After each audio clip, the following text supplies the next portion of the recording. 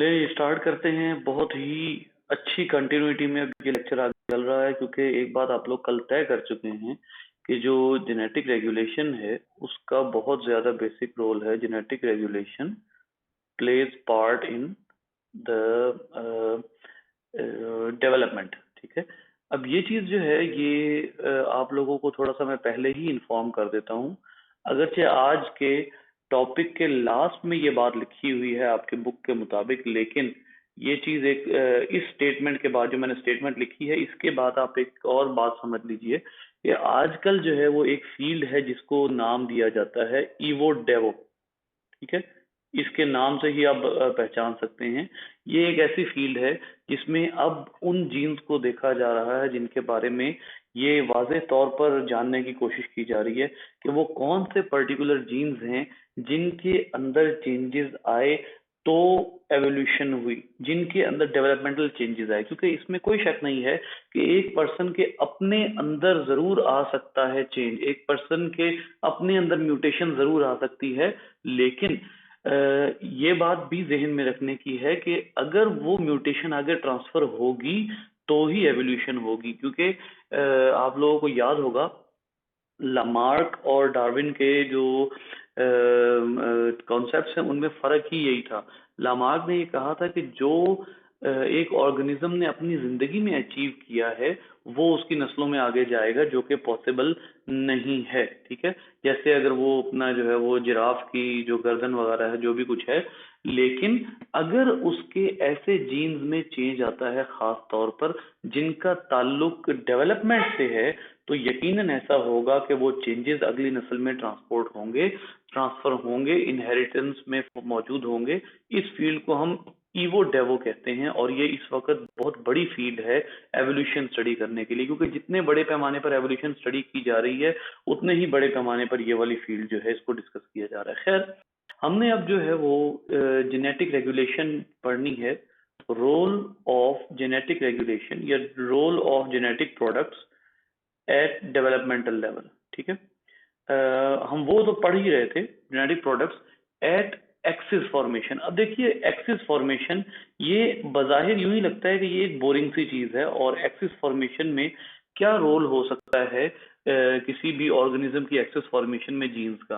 देखिए याद रखिए, यहाँ से आप लोगों को एक बात बहुत ही अपने जोलॉजी के कॉन्सेप्ट से भी याद होगी कि हम एक प्लेन बनाया करते हैं। फॉर एग्जांपल, अगर हमारे पास जो है वो ये एक ऑर्गेनिज्म है तो इस ऑर्गेनिज्म के हम बड़े स्पेसिफिक प्लेन्स बनाते हैं। फॉर एग्जांपल, हम अगर प्लेन की बात करते हैं इधर से इधर की, तो हमें ये अच्छे तरीके से पता है कि ये जो प्लेन है ये एंटीरियर है। ठीक है, एंटीरियर। फिर उसके बाद ऑब्वियसली ये पोस्टीरियर प्लेन है, ये आप लोगों को ऑलरेडी पता है। फिर उसके बाद जो है ये डॉर्सल है। फिर देन देयर इज वेंट्रल।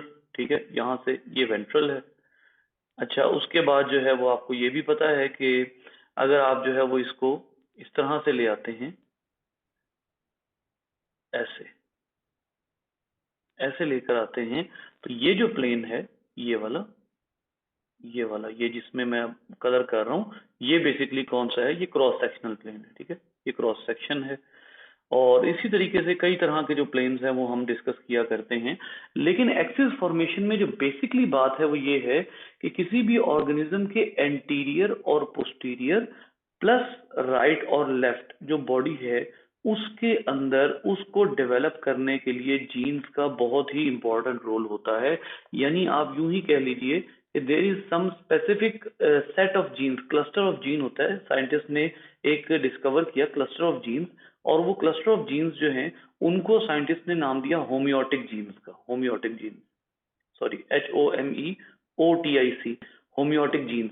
बेटा ये वो जीन्स हैं जिनके बगैर हमारी बॉडी का, या कम से कम किसके ऊपर एक्सपेरिमेंट शुरू हुए, ड्रोसोफिला के ऊपर एक्सपेरिमेंट शुरू हुए। ठीक है, यहाँ पर अब आप लोगों ने ड्रोसोफिला के ऊपर एक्सपेरिमेंट थोड़ा सा पढ़ना है।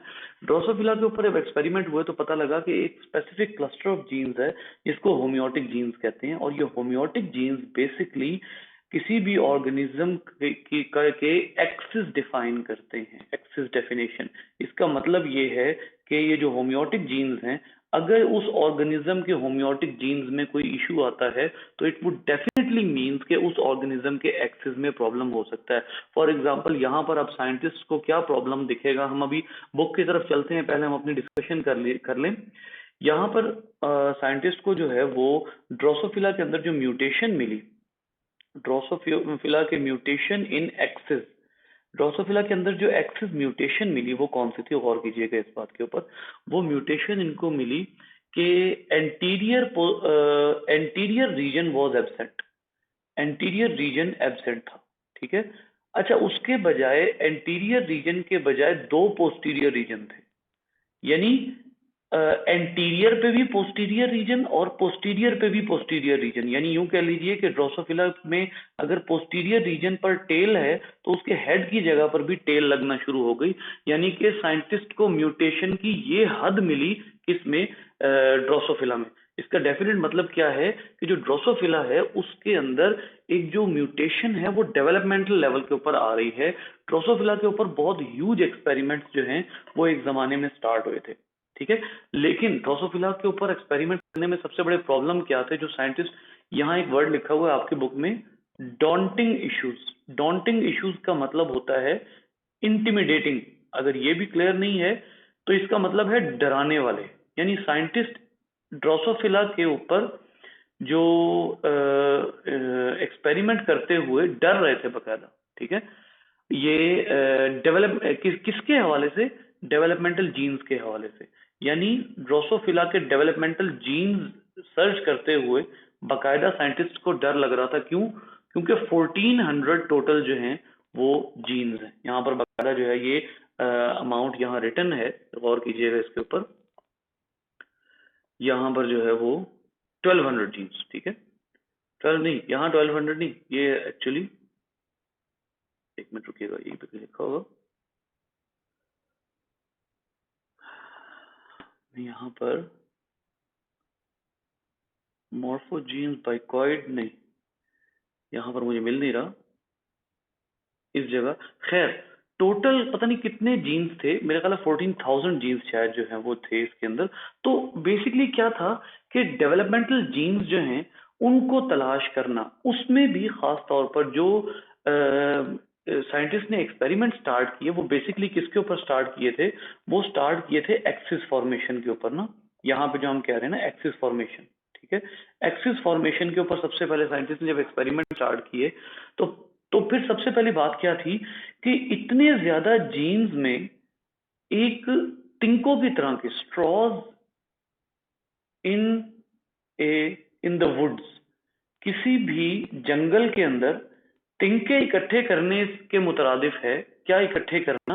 वो जीन, उन जीन्स का पता लगाना जो जीन डेवलपमेंटल जीन्स है, या यूं कह लीजिए कि उन जीन्स का पता लगाना जिन जीन्स का ताल्लुक एक्सिस फॉर्मेशन से है, उन जीन्स का पता लगाना। क्योंकि सिर्फ एक्सिस फॉर्मेशन की बात हो रही है, सिर्फ एक्सिस फॉर्मेशन के जीन्स का पता लगाना जो है वो ऐसे ही था कि आप जंगल से तिनके इकट्ठे करें, ठीक है। क्योंकि इतने ज्यादा जीन्स हैं, उनमें से आपने सिर्फ वो जीन्स निकालने हैं कि जिनका जो है वो जिनका ताल्लुक एक्सिस फॉर्मेशन से है। लेकिन बहरहाल साइंटिस्ट इसमें कामयाब हुए, और वो कामयाबी जो है वो उन्होंने बेसिकली किन तरीकों से इकट्ठी की, वो सारा कुछ अब हम जो है यहाँ पर डिस्कस करेंगे। ये देखिए होम्योटिक जीन्स जो हैं, ये लुइस एक साइंटिस्ट था, उसने डिस्कवर किया कि homeotic genes control pattern formation in the late embryo, ठीक है। ये देखिए लिखा हुआ टोटल 14,000 जीन, ठीक है। और ये देखिए कि यहाँ पर जो है फिर दूसरा एक और प्रॉब्लम क्या था, प्रॉब्लम ये था कि इसके डेवलपमेंटल जीन्स इकट्ठे करें तो यूं कहना पड़ेगा कि आपको एक्चुअली, क्योंकि अगर किसी जीन में if there is a problem in development, अगर डेवलपमेंट में कोई प्रॉब्लम है किसी ऑर्गेनिज्म के, तो इसका मतलब ये है कि वो उस ऑर्गेनिज्म का मसला नहीं है, बल्कि actually it is a problem of the mother. ये उस मदर का मसला है जिसका वो एग है, या ये उस फादर का मसला है जिसका वो स्पर्म था, जिसकी वजह से जो डेवलपमेंट है उसमें क्या आ रहा है, उसमें गड़बड़ आ रही है। It is the problem of the parents. ठीक है, अब यहां से फिर उन्होंने क्या देखा, उन्होंने ये देखा कि अब क्या करना है। अब इसका मतलब ये है कि हमें दो एंगल से स्टडी करनी है। एक एंगल ये है कि हम सबसे पहले ये देखें कि पेरेंट्स की तरफ से जो चीज आ रही है उसमें क्या गड़बड़। ठीक है, पेरेंट्स की तरफ से जो आने वाली चीज है, पेरेंट्स की तरफ से जाने वाली, बेटा किसी को प्रॉब्लम आ रहा है बात का?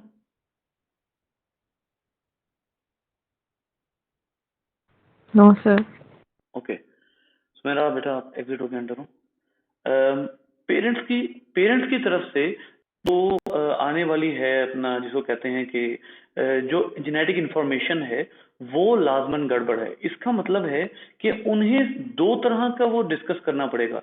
एक तो उनको एम्ब्रियोनिक इश्यूज डिस्कस करने पड़ेंगे, एम्ब्रियोनिक म्यूटेशंस, यानी उस एम्ब्रियो में क्या प्रॉब्लम है। एम्ब्रियोनिक म्यूटेशन कह लीजिए या एम्ब्रियोनिक जेनेटिक्स कह लीजिए, कि जो एम्ब्रियो डेवलप हो रहा है उसके जीन्स को भी डिस्कस करना है। नंबर टू, उन्होंने पेरेंट्स के जीन्स को भी डिस्कस करना है, क्योंकि जाहिर सी बात है कि जो भी प्रॉब्लम आ रहे हैं वो पेरेंटल जीन्स की वजह से आ रहे हैं। तो डेफिनेटली इसका मतलब ये हुआ कि कहीं ना कहीं मसला क्या है कि पेरेंटल जीन्स में भी प्रॉब्लम्स हैं, और ऐसा भी मसला हो सकता है कि जो बनने वाली फ्लाई है उसके जीन्स में भी प्रॉब्लम है। तो अब यहाँ पर जो है वो ये सारा एस्टेब्लिश करने के बाद उनको अंदाजा हुआ कि जिस चीज को हम बहुत आसान समझ रहे थे वो इतनी आसान है नहीं। ठीक है, अब यहाँ पे इन्होंने एक और चीज जो है वो इनको पता लगा, इनको साइंटिस्ट को एक और चीज का अंदाजा हुआ कि the information for pattern formation, information for pattern formation is feeded by mother. ये बात हमने पहले भी पढ़ी थी पिछले लेक्चर में, आप लोगों को याद है? जी बेटा, ये आप लोगों को याद है कि मदर की तरफ से कुछ इंफॉर्मेशन आती है। वो कौन सी इंफॉर्मेशन थी?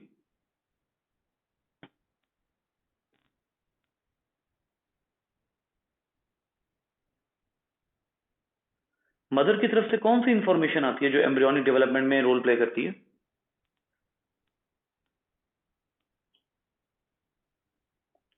भूल गए हैं? बेटा वो हमने कहा था कि वो चीजें जो आती हैं इनको आप कहते हैं साइटोप्लाज्मिक डिटर्मिनेंट्स। साइटोप्लाज्मिक डिटर्मिनेंट्स का नाम लेते हैं। ये वो साइटोप्लाज्मिक डिटर्मिनेंट्स हैं जो वो एम्ब्रियो खुद नहीं बनाता, बल्कि वो साइटोप्लाज्मिक डिटर्मिनेंट्स बेसिकली किसकी तरफ से मिलते हैं? मदर की तरफ से मिलते हैं। मैसेंजर आरएनए वगैरह, जी बिल्कुल, प्रोटीन्स और मैसेंजर आरएनए वगैरह जो है वो मदर की तरफ से ऑलरेडी भर दिए जाते हैं। अब वो कहाँ से आते हैं उसके लिए जरा ये वाली डायग्राम हम देखते हैं। बेटा इस जितने भी होते हैं जो भी साइटोप्लाज्मिक डिटर्मिनेंट्स होते हैं, जिनमें हमने मैसेंजर आरएनए कहा था, जिनमें हमने प्रोटीन्स कहा था कि वो मदर की तरफ से मिलते हैं, वो आते हैं कहाँ से, गौर कीजिएगा। वो बेटा आते हैं, ये जो आपके पास फॉलिकल है, इस फॉलिकल, ये जो फॉलिकल आपके पास है इसके अंदर कुछ और मजीद सेल्स हैं जिनको नर्व सेल्स का नाम दिया हुआ है। आप लोगों को अगर याद हो, ह्यूमन में भी फॉलिकल होती है। जो ह्यूमन के अंदर फॉलिकल होती है वो फॉलिकल बकायदा जब हार्मोन आता है तो वो डेवलप होना शुरू होती है। उस डेवलपमेंट को जहन में लाइए और फिर मेरी ये बात सुनिएगा जो मैं अब आपको बताने लगा हूँ कि होता बेसिकली क्या है कि ये जो नर्व सेल्स हैं ये इस एग को क्या देते हैं, ये इस एग को मैसेंजर आरएनए भी प्रोवाइड करते हैं और ये इस एग को सिग्नल प्रोटीन्स भी प्रोवाइड करते हैं। यानी इसका मतलब ये हुआ कि बेसिकली जो इंफॉर्मेशन है जो एग के अंदर आती है, आप लोगों को याद होगा कि अल्टीमेटली जब एग रिलीज हो जाता है तो वो किस में कन्वर्ट हो जाती है, पीछे जो फॉलिकल होती है वो कॉर्पस ल्यूटियम में कन्वर्ट हो जाती है और उसमें कई सेल्स होते हैं। तो बेसिकली वो जो, और इसी तरीके से ह्यूमन एग जब डेवलप होता है तो उसके साथ कुछ पोलर बॉडीज होती है। ठीक है, तो ये समझा जाता है कि वो जो पोलर बॉडीज हैं शायद वो भी इसी काम में इन्वॉल्व हैं।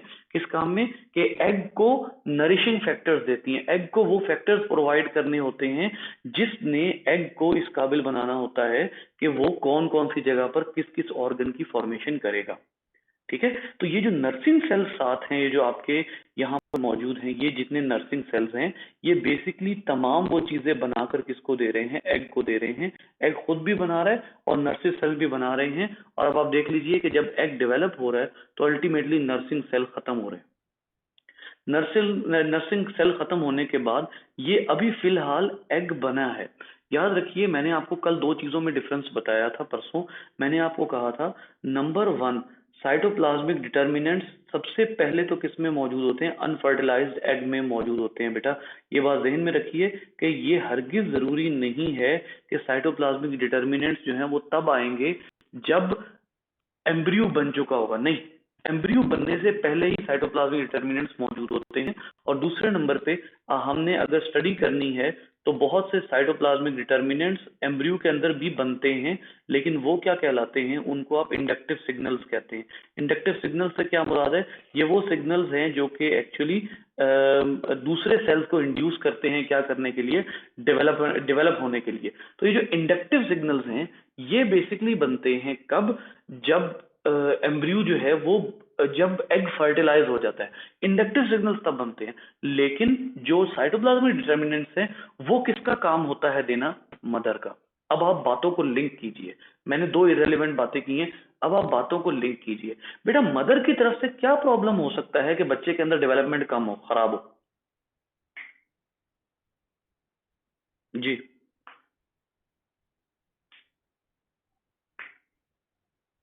क्या वो प्रॉब्लम आ सकता है जिसकी वजह से बच्चे जो आगे ऑफस्प्रिंग बन रहा है उसके अंदर जो डेवलपमेंट है उसमें इश्यू आ जाए?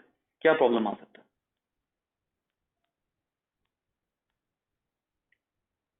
क्या हो गया? समझ नहीं आ रही?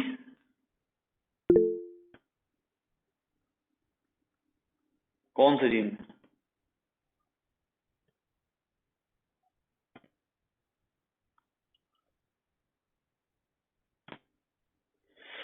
जीन के अंदर कौन से जीन में बेटा?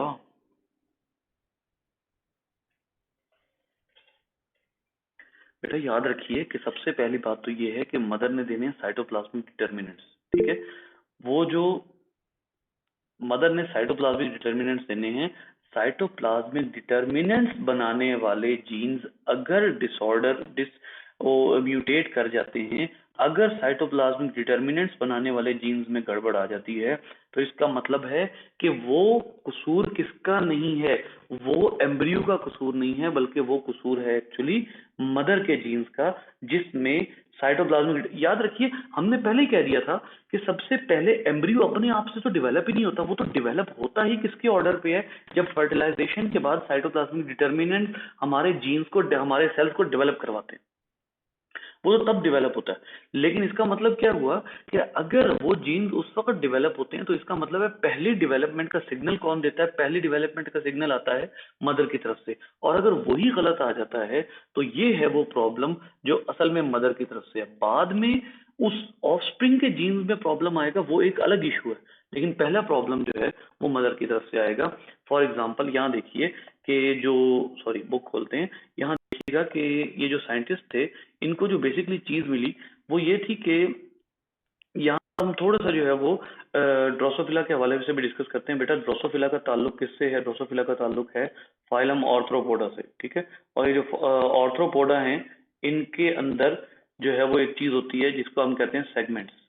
हाँ भाई बेटा, ऑर्थ्रोपोडा में सेगमेंट्स होते हैं। जी सर। एनालिडा में नहीं होते?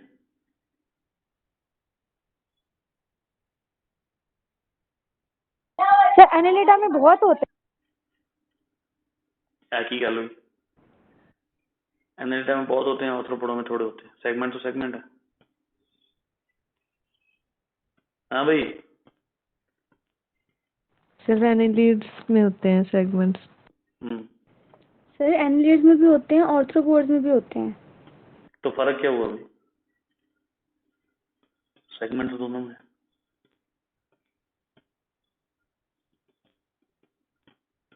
हाँ भाई समीना जोहा, आप लोगों को सर उनके जो सेगमेंट्स होते हैं उनमें मतलब कि हर सेगमेंट में उनके पूरे सिस्टम्स होते हैं। सर 3 सेगमेंट और नहीं बेटा, नहीं नहीं नहीं नहीं, ये बॉडी पोर्शन की, बॉडी रीजन की बात नहीं हो रही। वो हेड थॉरैक्स एब्डोमेन है जो आप कह रही हैं, वो बॉडी रीजन है, वो सेगमेंट्स नहीं है। खुदा कुछ ठीक कह रही थी बेटा, एनालिड्स और आर्थ्रोपोड्स दोनों में सेगमेंट्स होते हैं। एनालिड्स में मेटामेरिक सेगमेंटेशन होती है, जबकि आर्थ्रोपोड्स में मेटामेरिक सेगमेंटेशन नहीं होती। मेटामेरिक सेगमेंटेशन क्या है उसको डिटेल में इंशाल्लाह बाद में पढ़ेंगे। फिलहाल ये समझ लीजिए कि मेटामेरिक सेगमेंटेशन में हर सेगमेंट एक मेम्ब्रेन के जरिए दूसरे से सेपरेटेड होता है और हर सेगमेंट के अंदर ऑर्गन्स मौजूद होते हैं, ठीक है, जबकि दूसरे में ऐसा नहीं होता, ठीक है। तो अब ये देख लिए कि इसमें जो है वो ये जो फ्रूट फ्लाई है इसका ताल्लुक फाइलम आर्थ्रोपोडा से है और इसमें सेगमेंट्स मौजूद हैं। अब होता क्या है, सबसे पहले जो इन साइंटिस्ट को डिस्कवरी के दौरान मिली चीज वो ये थी कि इनके अंदर जो है वो इरेगुलर सेगमेंट्स बन रहे थे। इरेगुलर सेगमेंट्स मतलब एक होता है नॉर्मल ऑफस्प्रिंग्स के अंदर सेगमेंट्स बनना, उन सेगमेंट्स का बनना जो है वो इरेगुलर हो रहा था, किसी में नॉर्मल बन रहे थे, किसी में नॉर्मल नहीं बन रहे थे, सबसे पहली बात। बात क्या थी, नंबर 2 ये थी कि राइट लेफ्ट एक्सिस जो है उनमें डिस्टरबेंस आ रही थी। राइट लेफ्ट एक्सिस में क्या डिस्टरबेंस आ रही थी कि कभी राइट एक्सिस बन जाता था, कभी लेफ्ट एक्सिस रह जाता था, कभी लेफ्ट एक्सिस बन जाता था और राइट एक्सिस जो है वो रह जाता था। तो ये मुस्तकिल जो है वो एक इशू उन्होंने ऑब्जर्व किया ड्रोसोफिला के अंदर। फिर एक चीज जो मैंने अभी थोड़ी देर पहले आपसे डिस्कस की, एंटीरियर पोस्टीरियर एक्सिस में इशू आ रहा था। क्या आ रहा था कि एंटीरियर पोस्टीरियर एक्सिस जो है उनके अंदर जो है वो उनकी फॉर्मेशन में कि सम टाइम एंटीरियर एक्सिस बनता ही नहीं था, सिर्फ पोस्टीरियर एक्सिस बन रहा था, ठीक है। तो ये जो इशू है ये इस डायग्राम में गौर कीजिए। सबसे पहले तो ये जो 3 सेगमेंट्स हैं इनके अंदर भी इशू ऑब्जर्व किया गया, ठीक है, और इसी तरीके से ये वाइल्ड टाइप लार्वा। अच्छा, उसके बाद जो है वो फिर ये देखिए ये टेल है। अब एक टेल है जिसके अंदर जो है वो एक लार्वा है जिसके अंदर टेल ठीक बन रही है, दूसरा लार्वा है जिसमें ये टेल तो ठीक है लेकिन हेड की साइड पे भी क्या क्या बन गया है, टेल बन गई है। अब ये कौन सा प्रॉब्लम है, ये बेटा बेसिकली ये डेवलपमेंट का प्रॉब्लम है, ठीक है। अब साइंटिस्ट ने इस प्रॉब्लम को इंड्यूस किस तरह किया, साइंटिस्ट ने इस प्रॉब्लम को इंड्यूस किया by the help of mutant chemicals. इन्होंने जो एम्ब्रियो है उसको क्या देने शुरू कर दिए, म्यूटेंट केमिकल्स देना शुरू कर दिए right after fertilisation. Mutant chemicals were given right after fertilisation. अब आपको अच्छे तरीके से पता है कि डिटर्मिनेंट्स किस टाइम पर मौजूद होते हैं, बिफोर फर्टिलाइजेशन भी मौजूद होते हैं। तो राइट आफ्टर फर्टिलाइजेशन इन्होंने क्या देना शुरू किए, म्यूटेंट्स देना शुरू किया, जिसकी वजह से क्या हुआ कि वो एक मखसूस केमिकल, देखिए म्यूटेंट्स का मतलब सिर्फ ये नहीं होता कि वो जो है वो किसी जीन को ही म्यूटेट कर रहा है, बल्कि म्यूटेंट का मतलब ये भी हो सकता है, या आप उसको म्यूटेंट ना कहें, आप उसको इनहिबिटर कह लें, ठीक है। उस म्यूटेंट या इनहिबिटर का मतलब ये भी है कि जो प्रोटीन मौजूद है उसको ब्लॉक कर दिया जाए। तो इन्होंने क्या किया, इन्होंने म्यूटेंट और इनहिबिटर उस डेवलपिंग एम्ब्रियो को देना शुरू कर दिए। अब हुआ क्या कि कभी उन्होंने एक इनहिबिटर दिया तो कोई एक बॉडी एक्सेस नहीं बना, कभी उन्होंने दूसरा इनहिबिटर म्यूटेंट दिया तो कोई बॉडी एक्सेस नहीं बना।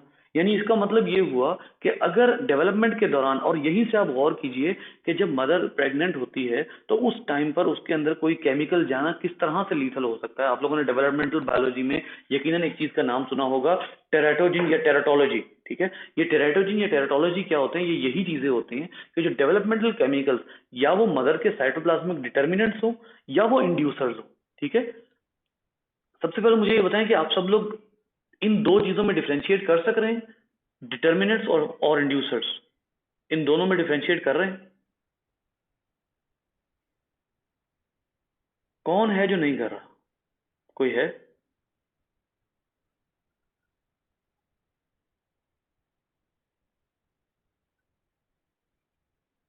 ओपनली बता दें बेटा।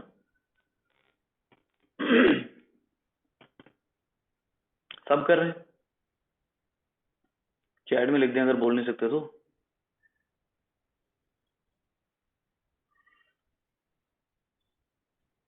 अल्लाह की बंदियों, सर दोबारा बता दें। हाँ ये हुई ना बात। अब मीन और दो बच्चियां निकल आई बेटा। साइटोप्लाज्मिक डिटर्मिनेंट्स वो केमिकल्स हैं जिसमें एम्ब्रियो का कोई काम नहीं है। साइटोप्लाज्मिक डिटर्मिनेंट्स मदर की तरफ से पहले ही एग में रखे जाते हैं। ये वो चीजें होती हैं जो हम फर्टिलाइजेशन से पहले एग के अंदर रख के भेजते हैं। फर्टिलाइजेशन हो चाहे ना हो, हर एग में साइटोप्लाज्मिक डिटर्मिनेंट्स लाजमी मौजूद होते हैं। ये वो केमिकल्स हैं जो मदर की तरफ से आ रहे हैं। दूसरे नंबर पे कौन सी चीज का मैंने नाम लिया, इंड्यूसर्स। इंड्यूसर्स वो केमिकल्स होते हैं जो एक एम्ब्रियो खुद डेवलप करता है। जब वो अपने सेल्स को डेवलप कर रहा होता है तो वो अपने साथ वाले सेल को बताता है कि मैं डेवलप कर चुका हूं, अब तुम डेवलपमेंट शुरू करो, मैं डेवलप कर चुका हूं, अब तुम डेवलपमेंट शुरू करो। ये इंड्यूसर्स होते हैं, इन दोनों चीजों में फर्क होता है। ठीक है, साइटोप्लाज्मिक डिटर्मिनेंट्स का खुद एम्ब्रियो से कोई ताल्लुक नहीं है, वो मदर से आए हैं। इंड्यूसर्स का मोस्टली मदर से कोई ताल्लुक नहीं होता, वो एम्ब्रियो खुद प्रोड्यूस करता है। ठीक है, ये जो ये परसों वाला लेक्चर जो कि मैं अपलोड करना भूल गया उसमें मौजूद है। ये दोनों लेक्चर, एक तो आज का लेक्चर, परसों वाला ले लेंगे तो आज का लेक्चर जो है वो और अच्छे तरीके से क्लियर हो जाएगा। तो इन्होंने क्या किया, अब गौर कीजिए, म्यूटेंट या इनहिबिटर इन्होंने दिए फर्टिलाइजेशन के फौरन बाद। इससे फायदा क्या हुआ, इससे फायदा ये हुआ कि ब्लॉकिंग द साइटोप्लाज्मिक डिटर्मिनेंट्स, इन्होंने उन केमिकल्स को ब्लॉक कर दिया जो मदर की तरफ से आए हुए थे, यानी साइटोप्लाज्मिक डिटर्मिनेंट्स को इन्होंने ब्लॉक कर दिया। अब इससे इनको पता लगा कि कुछ केमिकल्स देने से जो ड्रोसोफिला है उसके अंदर, उसके एक्सिस में क्या क्या प्रॉब्लम आ सकते हैं और उसके नतीजे में कौन कौन से डिटर्मिनेंट्स के ऊपर असर पड़ सकता है। ठीक है, यहां पर आप गौर कीजिए, एक सेंटेंस लिखा हुआ है। सबसे पहले तो इन्होंने आइडेंटिफाई किए 1200 जीन्स। 1200 जीन्स उन्होंने आइडेंटिफाई किए जो पैटर्न फॉर्मेशन या एक्सिस फॉर्मेशन में रोल प्ले कर रहे थे। ये दो साइंटिस्ट है बेटा, एक तो नेजलिन वॉलर्ड है और दूसरा विस्कॉस है। ठीक है, ये दो साइंटिस्ट हैं। इन दो साइंटिस्ट ने 1200 जीन वो डिफाइन कर लिए पकड़ के जो एक्सिस फॉर्मेशन कर रहे हैं, सिर्फ axis formation, right left axis, anterior posterior axis. ये एक्सिस फॉर्मेशन के लिए सबसे पहले उन्होंने 1200 जीन आइडेंटिफाई कर लिए। दूसरे नंबर पे उनको ये पता लगा कि उन 1200 में से 120 जीन्स ऐसे हैं जो सेगमेंट्स बना रहे हैं। बेटा, एक्सिस फॉर्मेशन होना और सेगमेंट बनना डिफरेंट बातें। सेगमेंट है बॉडी के ऊपर छोटे छोटे टुकड़े बन जाना। ठीक है, जैसे एक, अगर आप जो है वो एक किसी भी एक जो है वो कॉकरोच को, आप लोगों ने शायद उसकी डायसेक्शन पता नहीं की है कि नहीं, लेकिन अगर आप एक कॉकरोच जो है उसके बॉडी को देखते हैं तो उसकी बॉडी के ऊपर जो है वो इस तरह से छोटे छोटे सेगमेंट बने होते हैं। मैं आपको बनाकर दिखाता हूँ। ऐसे यहां तक जो है वो इसका हेड होता है। ठीक है, ये हेड रीजन है, और उसके बाद जो थोरैक्स एब्डोमेन रीजन होता है उसके ऊपर जो है वो ये इस तरह से छोटे छोटे बॉडी जो है वो छोटे छोटे रिंग्स में डिवाइडेड होती है। और इन्हीं रिंग्स को एक्चुअली आप क्या कहते हैं, इन्हीं रिंग्स को मिसलीडिंगली सेगमेंट्स कहा जाता है। बेसिकली इनको सेगमेंट्स कहना नहीं चाहिए, उसकी वजह पता क्या है, सेगमेंट तभी कहते हैं जब कंप्लीट डिवीजन हो।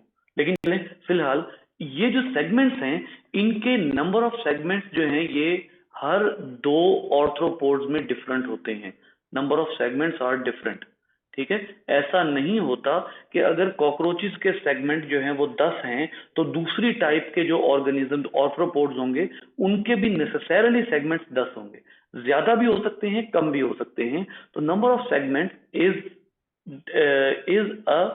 An indication.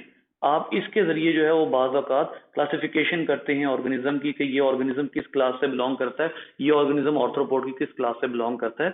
तो यहां पर अब दो तीन चीजें आ गई हैं जिसको उन्होंने टारगेट किया। Number 1, anterior posterior axis. ठीक है, उसके लिए जीन्स उन 1200 जीन्स में से थे। नंबर 2, राइट लेफ्ट एक्सिस, जिसके लिए उन 1200 जीन्स में से जीन्स मौजूद थे। नंबर 3, राइट लेफ्ट के बाद इन्होंने जो है वो सेगमेंटेशन के जीन्स जो हैं वो इकट्ठे कर लिए कि सेगमेंटेशन के जीन्स जो हैं वो उन 1200 में से 120 जीन्स हैं। फिर एक और चीज जो एक्सिस फॉर्मेशन में ही आती है वो है हेड थोरैक्स एब्डोमेन। यानी इन्होंने बीच में ये भी आइडेंटिफाई कर लिया कि हेड को जो है वो कौन से केमिकल्स आइडेंटिफाई करते हैं, थोरैक्स को कौन से केमिकल्स, यानी जो जीन्स हेड में एक्टिवेट होंगे वो थोरैक्स में एक्टिवेट नहीं होंगे, और जो जीन्स थोरैक्स में एक्टिवेटेड होंगे वो एब्डोमेन में एक्टिवेटेड नहीं होंगे। ठीक है, एक चीज और भी यहां से अब देखिएगा, इन्होंने एक तो ये बात है उस फ्रूट फ्लाई के अपने जीन्स की, यानी ये बात तो हो गई ड्रोसोफिला के अपने जीन्स की। ठीक है, ड्रोसोफिला लार्वल जीन्स, ये लार्वल जीन्स की बात हो रही है, ये लार्वल जीन्स की बात हो रही है। लेकिन अभी हमने थोड़ी देर पहले कहा था कि सिर्फ लार्वल जीन मैटर नहीं करते, बल्कि उसके साथ साथ जो मदर है उसके जीन्स भी मैटर करते हैं। मदर के जीन्स जो हैं वो भी एक्सिस को डिफाइन करने में हेल्प करते हैं। फॉर एग्जांपल, एक जीन इनको मिला मदर का। बेटा समझ आ रही है? जी सर। Yes sir. मैं इसलिए दरमियान में रुक रहा हूं क्योंकि ये दो इंतहाई जखीम, इंतहाई ह्यूज फिनोमिना को आप जो है वो कंबाइन कर रहे हैं, जेनेटिक रेगुलेशन और डेवलपमेंट। ठीक है, ये दो चीजें आप इकट्ठी कर रहे हैं और ये आसान नहीं है। एकदम मैं जीन कह देता हूं, अगले ही लम्हे मैं डिटर्मिनेंट कह देता हूं, फिर मैं एक्सेस कह देता हूं, इधर से मैं प्रोटीन कह देता हूं। ठीक है, ये हाजिर दिमागी से सुनेंगे तो अंडरस्टैंड होगा, वरना मुश्किल हो जाएगा। ठीक है, अब एक जो है इनको मदर जीन्स में से एक जीन मिला जो बेसिकली एंटीरियर एंटीरियर या आप कह लीजिए हेड पोर्शन डिफाइनिंग जीन था, डिफाइनिंग प्रोटीन, डिफाइनिंग जीन, और इसी जीन से रिलेटेड जाहिर है क्या चीज, प्रोटीन। इनको एक ऐसा जीन मिला जो बेसिकली उस लार्वे का नहीं है, उस लार्वे का जीन नहीं है। वो जीन किसका है? वो जीन मदर का है।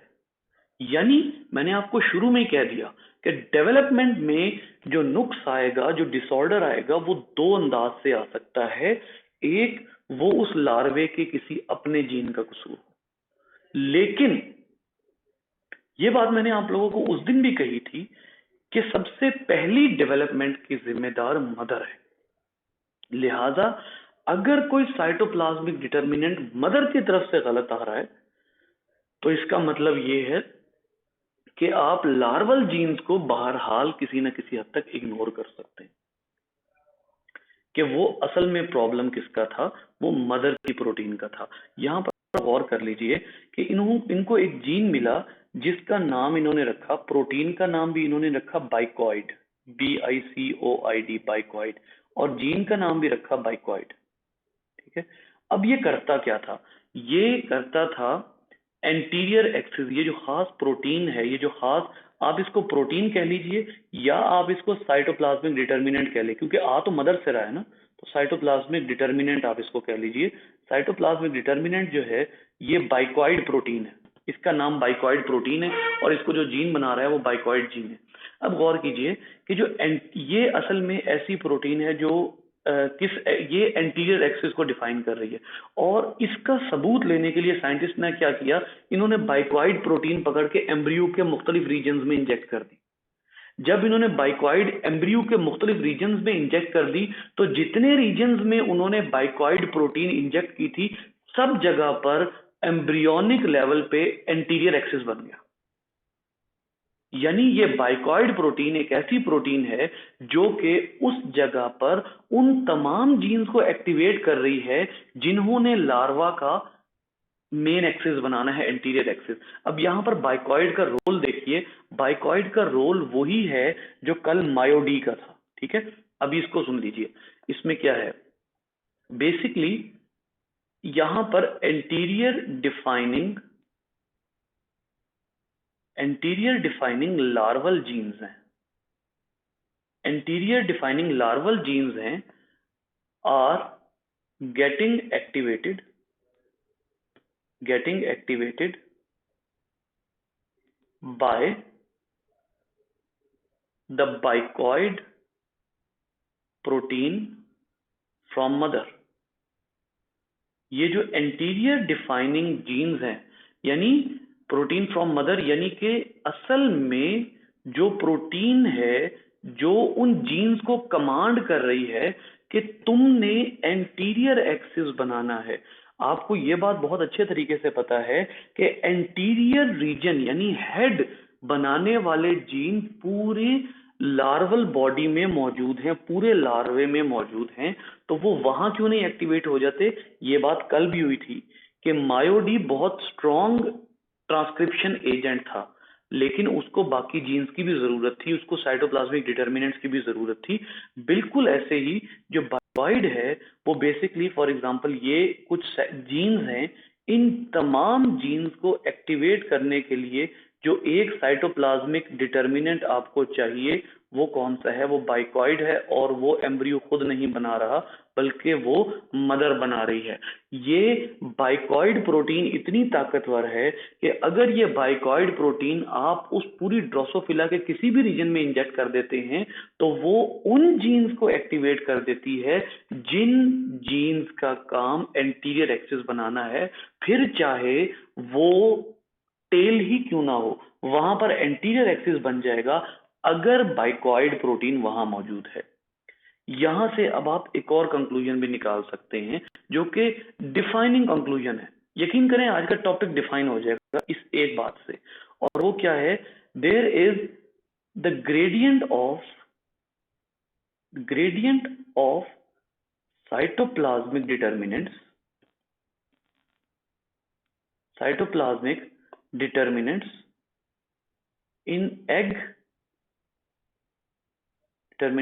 in egg as well as larva। यानी लार्वा और एग दोनों में साइटोप्लाज्मिक डिटर्मिनेंट के ग्रेडियंट बने हुए हैं। अभी ग्रेडियंट समझिए। ग्रेडियंट का मतलब है डिस्ट्रीब्यूट कर देना। आपने बाइकॉइड को सिर्फ कहां डिस्ट्रीब्यूट किया हुआ है? हेड में।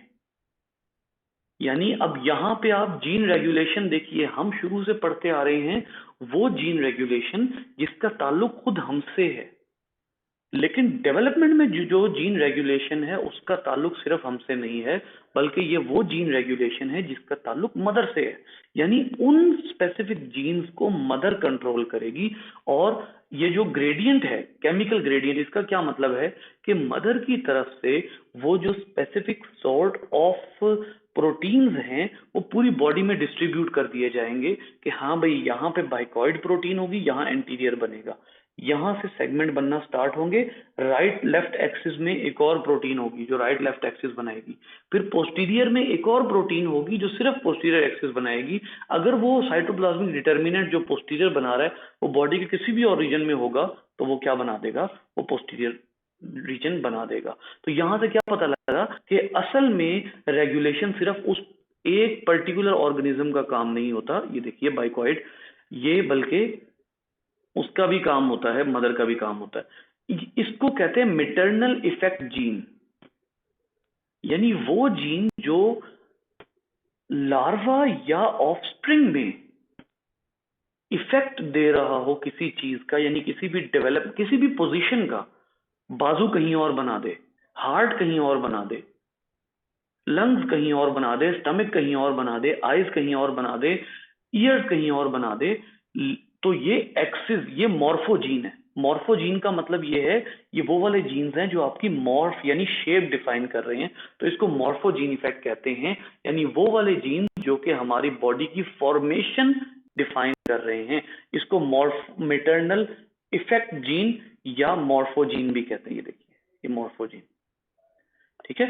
तो ये असल में मिटरनल है, ये मिटरनल है, इसमें उस एक पर्टिकुलर एम्ब्रियो का कोई कसूर नहीं है, ठीक है। ये देख लीजिए, वो कहता है ये बाइकॉइड प्रोटीन इन अर्ली एम्ब्रियो।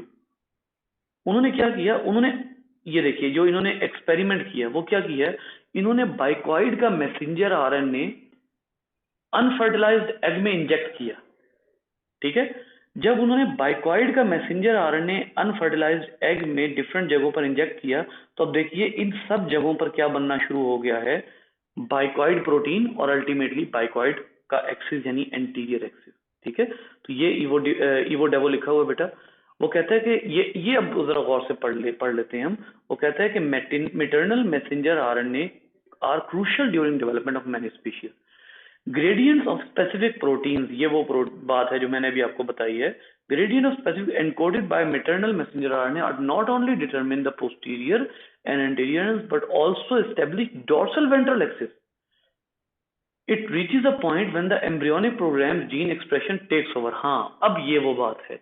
वो कहता है कि it reaches a point when embryonic programme of gene expression takes over, यानी मदर की तरफ से केमिकल खत्म हो जाते हैं, मदर की तरफ से मैसेंजर आरएनए खत्म हो जाते हैं जो मदर ने दिए थे, जिनको आप साइटोप्लाज्मिक डिटर्मिनेंट्स कह रहे हैं, वो खत्म हो जाते हैं। फिर कौन टेक ओवर कर लेता है? फिर उस एम्ब्रियो का जेनेटिक मेकअप टेक ओवर कर लेता है और अब वो इतना मेच्योर हो चुका होता है कि अब वो खुद अपनी डेवलपमेंट शुरू कर देता है, लेकिन उससे पहले मेटरनल जीन इफेक्ट होता है।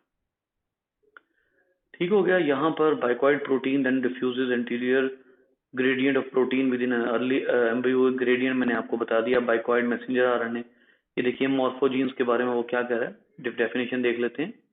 कहते हैं जी first proposed by embryologists a century ago, where gradient of substances called morphogenes establish in embryos axis and other features of its form। Form के साथ जो ताल्लुक है जिन जीन्स का उनको मॉर्फोजीन्स कह रहे हैं। ठीक है। अच्छा जी, ये होम्योटिक जीन का मैंने आपको बता दिया कि ये बहुत इंपॉर्टेंट है। जो ये वो जीन है बेसिकली जो कि लार्वा का जीन है। ठीक है, ये लार्वा का जीन है जो कि एक्सिस फॉर्मेशन में बेसिकली हेल्प कर रहा है। अब यहाँ से एक और बात समझिए कि ये जो बाइकॉइड है ये किसके ऊपर इफेक्ट कर रही है। बाइकॉइड बेटा ये कहाँ से आई है, ये मैटरनल है। बाइकॉइड मैटरनल है और ये इफेक्ट किसके ऊपर कर रही है, ये इफेक्ट कर रही है होम्योटिक जीन्स पे। किसके होम्योटिक जीन्स पे, ये होम्योटिक जीन्स पे इफेक्ट कर रही है लार्वा के। तो इसका क्या मतलब हुआ कि मैंने आपको बताया था कि होम्योटिक जीन्स का ताल्लुक जो है वो एक्सिस से है, लेकिन जो होम्योटिक जीन्स है उनको इफेक्ट कौन करेंगे, साइटोप्लाज्मिक डिटर्मिनेंट्स उनको इफेक्ट करेंगे। जी बेटा कोई सवाल है तो बताइए। सर इसका मतलब है कि जो डिफरेंट एक्सिस होते हैं उनके लिए डिफरेंट प्रोटीन्स होती हैं, जैसे ये बाइकॉइड इंटरनल। Definitely definitely. मतलब जीन्स ये ऐसे रैंडमली होते हैं, फिर उनको एक्टिवेट यानी इसका मतलब क्या हुआ, इसका मतलब ये हुआ करने के लिए प्रोटीन आती है, मतलब जिस एक्सिस की आएगी उसी के लिए एक्टिव होगा। जी बिल्कुल। यानी जीन रेगुलेशन सिर्फ वो खुद ऑर्गेनिज्म नहीं कर रहा। बेसिकली यहाँ पे तो हम बात करें ना कि पैटर्न फॉर्मेशन की जीन रेगुलेशन हो रही है, मदर की तरफ से हो रही है। ठीक है, तो ये वो बात है असल में। जी बेटा और कोई सवाल? एनी आज चुप है क्योंकि मेरा ख्याल है कल का लेक्चर वो घर जा रही थी मिस हो गया। जी बेटा बोलिए, माइक ऑन हो ही गया आपका। सर ये जैसे अब इंटीरियर रीजन को मतलब आपने बताया एक्सेस फॉर्मेशन में चेंजेस हो जाती हैं, लेकिन सर इंटीरियर रीजन मतलब सिफेलिक रीजन से मतलब डिफाइन कर सकते हैं ना हम लोग, जहाँ ब्रेन हो। तो अगर इंटीरियर रीजन चेंज हो जाएगा 2-3 जगह पे, जैसे आपने बाइकॉइड प्रोटीन का बताया, तो सर इस तरह तो क्या ब्रेन 2-3 जगहों पे बन जाएगा और फिर सर वो तो जाहिर है, वो तो एम्ब्रियो नकारा हो जाएगा बेटा, सर्वाइव ही नहीं कर पाएगा। वो एम्ब्रियो तो नहीं सर्वाइव करवाएगा। वो तो एक एक्सपेरिमेंट है सबूत देने का कि जीन्स जो हैं वो खास ग्रेडियंट प्रोटीन्स की वजह से, यानी कि खास तरह के जो सेटअप की गई हैं प्रोटीन्स, उनकी वजह से डिफरेंट जीन्स एक्टिव होते हैं और वो प्रोटीन दूसरे रीजन में नहीं होती।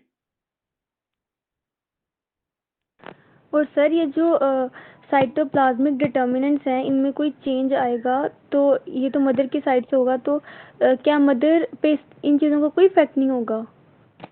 मदर पे हाँ बिल्कुल, बहुत अच्छा सवाल है बेटा।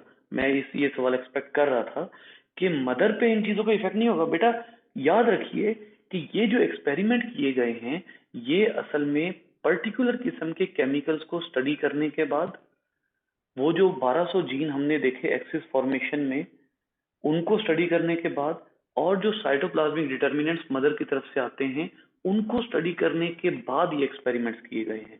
अगर ये प्रॉब्लम मदर के जीन्स में है तो इस बात का इम्कान मतलब नेचुरली है, आपने इंड्यूस नहीं की। यहाँ पर अब आपने क्या किया, आपने मदर के जीन को तो नहीं मसला किया, आपने तो बाइकॉइड प्रोटीन या बाइकॉइड एमआरएनए ब्लॉक किया। इसका मतलब क्या हुआ कि जो पीछे इसके पीछे स्टोरी है वो ये है कि अगर ओरिजिनली मदर का जीन ही खराब होता तो वो डेफिनेटली मदर जो है उस मदर के ऊपर उसका इफेक्ट होता, हो सकता है मदर होती ही ना। ठीक है, यानी अगर वो उसकी मदर से आ रहा होता, अगर उसकी मदर में वो किसी म्यूटेशन की वजह से होता, हमने यहाँ पर उस मदर में जो है वो नहीं किया, कोई प्रॉब्लम नहीं क्रिएट किया। हमने सिर्फ इतना किया है कि वो जो मैसेंजर आरएनए मदर ने दिया था उसको साइलेंस कर दिया या उसको इनहिबिट कर दिया, फिर हमने उसका इफेक्ट देखा। लेकिन सर मे बी ऐसा हो सकता हो कि अब एक मतलब फीमेल नॉर्मल हो लेकिन उसमें कोई चेंजेस आ जाए, क्योंकि ये चेंजेस तो बेसिकली एग में ही इंड्यूस होंगे, तो मसला होगा ना। तो टाइम के साथ साथ अगर उसमें कोई चेंज आ जाए तो? हाँ हाँ बिल्कुल। यहाँ पर एक और बात आपकी बिल्कुल ठीक है कि अगर जो है वो विद टाइम, क्योंकि इनका तो लाइफ साइकिल होता ही नहीं है ना, जरा सा ही तो लाइफ साइकिल होता है इनका ड्रोसोफिला का। कितने, मेरा ख्याल है कि इनको आप एक हफ्ते में, 2 हफ्ते में मेरा ख्याल है पूरी जनरेशन ग्रो कर सकते हैं। तो उस दौरान जो है वो अगर कोई ऐसा प्रॉब्लम आ जाता है उन जीन्स में, मतलब मदर पूरी नॉर्मल हो, पूरी मदर नॉर्मल हो, लेकिन जो एरिया जिससे जाहिर है कि वो जो एग के स्टेम सेल्स हैं उनमें प्रॉब्लम आ जाए, तो वो भी प्रॉब्लम सिर्फ एग का होगा, उससे मदर को कुछ नहीं होगा। सर कभी कभी प्लियोट्रोपिक तो इफेक्ट होता है ना, तो उससे भी तो प्रॉब्लम हो सकती है। कि कभी कभी क्या, sir pleiotropic effect. Pleiotropic effect के हवाले से आप ये कहेंगे कि असल में एग का ताल्लुक जो है ना वो बॉडी के किसी भी फंक्शन से, बहरहाल मेरे नॉलेज में नहीं है, ठीक है, कि बॉडी के किसी फंक्शन पे एग में पड़ी हुई प्रोटीन इफेक्ट कर रही हो। क्योंकि यहाँ पर असल में क्या किया जा रहा है, एग में पड़ी हुई प्रोटीन्स और मैसेंजर आरएनए की बात की जा रही है। तो एग में मौजूद प्रोटीन्स और मैसेंजर आरएनए का प्लियोट्रोपिक इफेक्ट बाकी बॉडी पे मुश्किल है।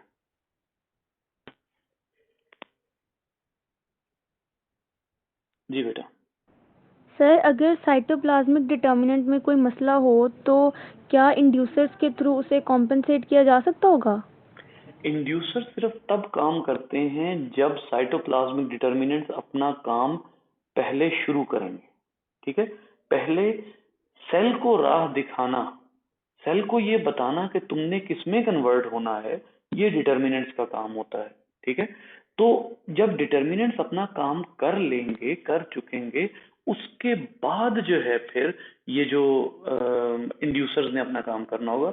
और इंड्यूसर वो सेल बनाता, वो इंड्यूसर बनता है एम्ब्रियोनिक सेल से, ठीक है। इंड्यूसर, हाँ एक काम आप कर सकते हैं, अगर आपको पता है कि साइटोप्लाज्मिक डिटर्मिनेंट खराब है, आप एक्सपेरिमेंट कर रहे हैं, साइटोप्लाज्मिक डिटर्मिनेंट जो है वो म्यूटेटेड है, आप कहते हैं कि चलो इस साइटोप्लाज्मिक डिटर्मिनेंट का काम हम बाहर से कर देते हैं, हम बाहर से कोई डिटर्मिनेंट दे देते हैं।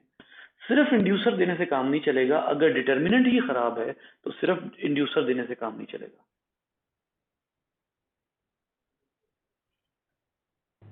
सर मैंने ना एक्सपेरिमेंट पढ़ा था एक काफ़ी देर पहले, मुझे एग्जैक्टली नहीं याद, लेकिन ना माउस पे एक्सपेरिमेंट हुआ था, उस पे जो ह्यूमन जीन है जो हमारा कान बनाते हैं ना जी वो जी इंड्यूस जी, किए गए थे। वो किया जा चुका तो है शायद एक्सपेरिमेंट। उससे वो उसका कान बन गया था। ऐसे ही है। वो असल में ना देखें, उसमें ये है कि वो जो रीजन है, वो पर्टिकुलर रीजन जो है उसमें जो डिटर्मिनेंट है उसको पहले स्टडी किया गया होगा, फिर उसको देखा होगा कि क्या वो हमारे कान बनाने वाले जीन्स जो हैं उसको एक्टिवेट करेगा या नहीं करेगा। उस डिटर्मिनेंट को पहले ये देखा गया होगा, फिर उस जगह पर जीन ऐड किया गया होगा।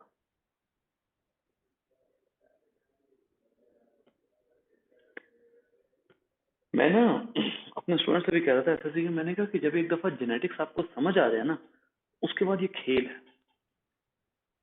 ये निरा खेल है, और ये बड़ा खतरनाक खेल है, इसका कोई एंड नहीं है।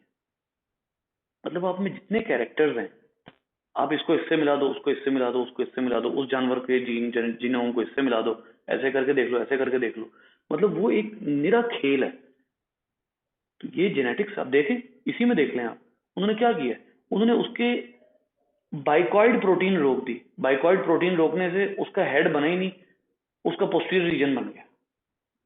अब वो एक अजीब ही दास्तान है, ठीक है, यहाँ पे लिखा हुआ है बकायदा, देखिएगा। मतलब वो एक जो है ना वो अजीब व गरीब किस्म का, ये देखिए यहाँ लिखा हुआ है म्यूटेंट लार्वा बाइकॉइड। असल में उसको बाइकॉइड क्यों कहते हैं, क्योंकि इसमें दोनों तरफ जो है वो बन जाता है, यहाँ लिखा हुआ पोस्टीरियर एक्सिस बन जाता है। टू टेल्ड, बाइकॉइड का मतलब टू टेल्ड है, यानी जिसमें बाइकॉइड कम हो वो टू टेल्ड हो जाता है, 2 टेल्स बन जाती हैं, तो उसको जो है वो फिर उसी नाम पे आपने उसका नाम ही बाइकॉइड रख दिया। A larva whose mother has 2 mutant alleles of the bicoid gene has 2 tails and lacks all anterior structures. अंदाजा करें, इसका मतलब ये है, इसका एक और मतलब निकलता है, इसका एक और मतलब ये निकलता है कि अगर आपके पास बाइकॉइड प्रोटीन नहीं है तो पोस्टीरियर की इंफॉर्मेशन जो है वो पूरे एम्ब्रियो में मौजूद है, ठीक है। लेकिन पूरे एम्ब्रियो कह लीजिए, ये दोनों एक्सिस में कह लीजिए कि दोनों जो एंटीरियर पोस्टीरियर रीजन हैं उनमें इंफॉर्मेशन मौजूद है टेल की। अगर बाइकॉइड मौजूद होगा तो वो रीजन हेड बना देगा, लेकिन अगर बाइकॉइड मौजूद नहीं होगा तो वो रीजन क्या बना देगा, वो रीजन भी टेल बना देगा। इसका मतलब है कि वो जो पोस्टीरियर की इंफॉर्मेशन है वो बाय डिफॉल्ट है, उसको निगेट आके कौन करता है, बाइकॉइड करता है। तो सर जो ये साइटोप्लाज्मिक डिटर्मिनेंट्स हैं और जो इंड्यूसर्स हैं इनका इंटरेक्शन ज़रूरी है। अगर ऐसा हो कि जो डिटर्मिनेंट हैं वो किसी और क्यों है बेटा? मैं तो सिर्फ कुर्सी पे घूम रहा हूँ, मैं तो कुछ भी नहीं किया।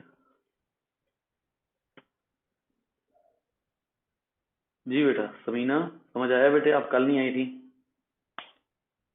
जी सर, कल नहीं आई थी, इसी वजह से थोड़ी आज मुश्किल हो रही थी, लेकिन समझ आ गया। नहीं और मैंने आपने ना लेक्चर भी किया। अपलोड नहीं किया था ना? हाँ वो पता नहीं, मैं भूल ही गया। असल में मॉर्निंग में आज बहुत बिजी था। वो हमारा कॉलेज ओपन हुआ है तो बस आज सुबह ना बहुत टेंशन थी। वो कोई फिर पता लगा कि पहले तो इन्होंने इजाजत दे दी है हुकूमत वालों ने हमें कॉलेज ओपन करने की, बाद में पता लगा कि उन्होंने कहा कि जी नहीं सॉरी आप नहीं ओपन कर सकते। तो बस वो सुबह टेंशन बहुत थी।